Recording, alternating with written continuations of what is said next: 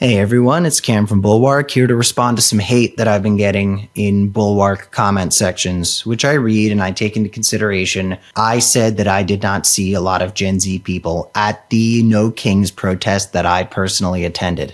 Please leave a comment down below telling me if you saw Gen Z people at your protest, how many, and where you protested.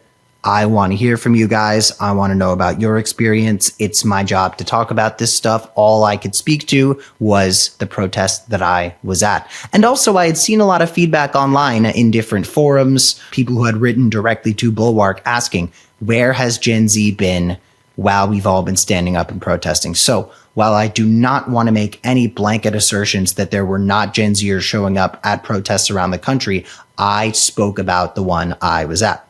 But look, I'm happy to get angry feedback online. There's some attacks that I think are completely ridiculous and unfair, but people who want to get pissed at me, I say this to political commentary types all the time when they talk to me about their comments being pissed at them and everything. I take everything that the commenters say into consideration. I think that some of it is psychotic, and I think that plenty of it is totally fair and reasonable. And if you want to share your opinion that differs from mine, great, I'll listen. But I think that I need to make a few adjustments to this conversation as it pertains to my MSNBC appearance the night of No Kings, where I talked about it. So before we get into the specifics of it, let's watch the clip that many people saw and went, gee, he made a good point. And other people saw and were like, fuck this kid. But look, I was there today and I made a bunch of observations. First of all, not a lot of very young people. I think that my generation saw the definitive movements of our lifetime, Black Lives Matter, Me Too, the March for Our Lives, and said, okay, well, we're still watching black boys get murdered by cops. A very small handful of people saw that I said black boys and they were like, oh, this is all we need to know about him, implying that I'm racist for saying boys. I understand that boy in regards to black people has a historically racist context. The reason I said boys, which is something that I've seen a lot of people in the black community say in terms of the police violence of it all, is a lot of young black men, teens and younger, who are murdered by the police are discussed in the media like they were fully grown adults. And the word boys emphasizes the fact that a lot of these kids were in the beginning of puberty, and they get characterized as these crooks and these thugs when maybe one of them stole a candy from a gas station and they get treated like they're this fucking violent criminal. So I use the word boys not to be racist. I hope you can understand, obviously, but because I think there needs to be emphasis given to the fact that a lot of young black men who are murdered by the police are still boys. They are children and still get murdered by the cops as if they pose some serious threat. Moving on. Somebody's getting put up for mayor in New York City who has a dozen credible sexual harassment allegations.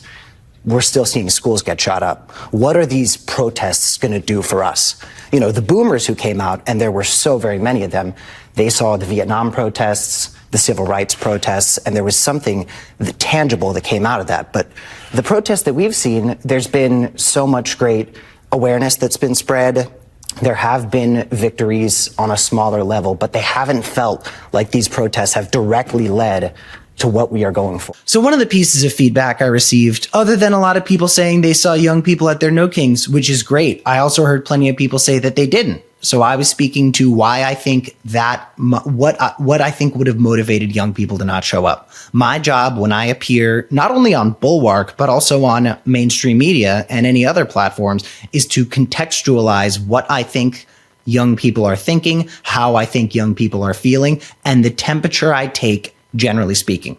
But anyway, one piece of feedback I got that I think was important and was a place where I should have put some focus was the Palestine protests.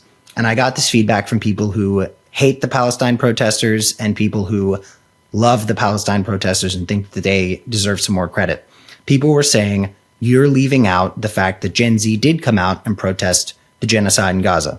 And some people obviously deny that it's a genocide, to which I say, sorry, I'm going to listen to the Holocaust scholars and the UN genocide experts. You can listen to Ben Gavir. If that's what you want to do, I'm going to listen to the experts. But anyway, the students who protested the genocide in Gaza, why didn't they show up to No Kings? Well, first of all, I'm sure plenty of them did. Second of all, you did see Gen Zers doing that, and you did not necessarily see completely widespread Gen Z turnout, especially at the first No Kings. I definitely heard that there were more at the most recent one. But I want to offer the context that the divest protests that were happening at universities, first of all, universities are going to have larger concentrations of young people who are socially engaged. Second of all, these students who protested were constituents of their university, and they were protesting for their universities to divest from certain interests that were associated in one way or another with what the state of Israel was doing in Gaza. This was during the Biden administration, where we were less convinced that the administration itself would be directly targeting protesters, sending ICE after them, and doing all these things that are obviously not only characteristic, but definitive of Trump's second term. So it was a very different environment when those protests were happening. I also believe, as somebody who kind of fucking hates Joe Biden, but is certainly a lot more apologetic to him in his time in office than other people my age and other people across the political spectrum, including people who are more moderate politically, by the way. I think that Biden was a president where it could be believed that he would listen to protests and that he would see what was going on. Mind you, I think that he had an inner circle of people who were trying to shield him from any critical feedback towards him or anything he ever did ever all the time. So I'm not saying that it was necessarily going to work, but Biden was a different president to protest under than Donald Trump. And when you're protesting something like the genocide in Gaza, you need to be careful, as we saw by Mahmoud Khalil getting fucking captured by ICE and sent to God knows where, and his rights violated. Like the First Amendment is being infringed upon left and right. Does that mean I think that the kids who were protesting the genocide in Gaza should not have showed up to No Kings? No, I think that everybody should have fucking showed up to No Kings. I'm just saying it's important to talk about that. And I should have talked about that because I think that those protests and the results that they did not yield sent a message to Gen Z that lent to what I was saying before, which is like, okay, what is the point of this? Again, I'll tell you the point. The point is to demonstrate the widespread giant opposition to Donald Trump. There weren't direct policy asks from No King, and that's something that we talked about on the MSNBC segment as well. It's not like there was a policy plan that the protests were putting forward. No, we had to go out there and give them hell. We had to go out there and show this administration that there is a bigger tent forming every single day against Donald Trump and against MAGA and this authoritarian regime. Now to some of the other things I was hearing. I was hearing people say that it's because Gen Z had work that day. I think that's true about very many people who absolutely would have showed up to the protests. They probably have to work multiple jobs, including on weekends, because jobs that have regular work weeks, although I think, 9 to 5, 5 days a week is maybe a little much. That's another conversation. A lot of people had work. I'm sure that was the case with many who would have shown up. But then there were people being like, no, Gen Z is just lazy and entitled. And I'm like, yeah, I think a lot of us are, in fact, lazy or entitled. But I don't think that that is a fair estimation of everything. Because the point that I was making was that we did not see instant results from the protests that defined our generation, or at least, the protests we saw as we were coming of age. But it's also worth noting, like, people were making completely correct comments saying the Vietnam protests were not something that happened overnight. The civil rights protests did not yield results overnight. And that's true. And that's why the people who might be demoralized with the lack of progress on Me Too, on Black Lives Matter, on gun violence prevention should keep showing up regardless. I agree with these things. But it's important to understand that social media has conditioned all of us to expect instant gratification more. I do not think that that makes young people lazy, entitled pieces of shit. I think that the way that we think and the way that we approach these things is different. I think that our brains have been programmed to expect instant results to certain things that are longer fights, and that is not our fucking fault, okay? We need to stop shifting the blame for social media for social media brain rot to the young people who, as far as I'm concerned, are the victim of this. We are the victim of prior generations doing this to us. Gen Z did not invent social media.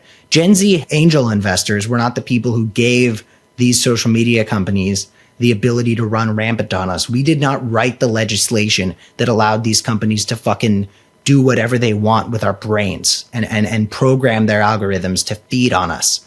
That we are the recipients of social media brain. We are not the inventors of social media brain.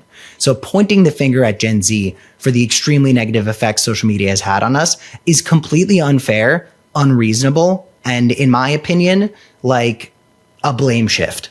I think that it's people from previous generations seeing us as the embodiment of the results of decades of not only inaction, but also negative action and getting pissed at us for it. So I'm not going to ramble on any further. Basically, what I'm saying is like, yeah, I didn't see a lot of Zoomers at my protest.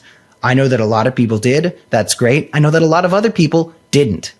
And all I was doing was explaining why I think that is the case. And when you're on something like a mainstream media news panel at the 8 p.m. primetime hour on a Saturday, you cannot have a podcast length discussion about this. So I hit the major points that I thought I needed to hit. Thank you for your attention to this matter. I'm Cam with Bulwark. Like and subscribe, please. We'll have more great conversations like this.